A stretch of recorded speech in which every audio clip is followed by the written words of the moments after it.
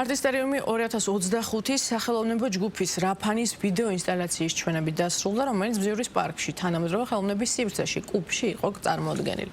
ვიდეო ინსტალაცია 2000 წელს ჩეხეთის რესპუბლიკაში შეიქმნა. თანამედროვე ხელოვნების თბილისის საერთაშორისო გამოფენა არტისტერიუმის შემოქმედებითი საქართველოსა და თბილისის მერის მხარდაჭერით ჩატარდა.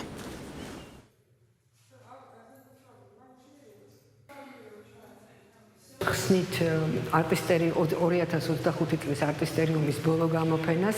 არტისტერიუმი დაიწყო აგვისტოში, 22 აგვისტოს გაიხსნა ორი დიდი გამოფენით ზურაბ წერეთლის თანამედროვე ხელოვნების მუზეუმში და სამხატვრო აკადემიაში. იქ იყო წარმოდგენილი დიდი საერთაშორისო გამოფენა კორეელი, ჰოლანდიელი, თურქი და ქართველი მხატვრების მონაწილეობით.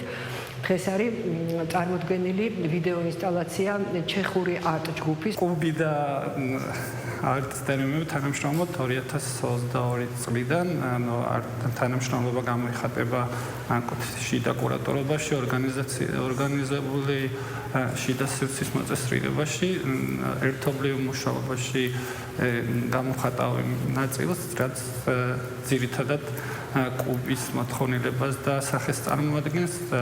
ძირითადი ჩვენთვის დიდი პატივია სტუმრიანობა თვითონ ამ ფესტივალის.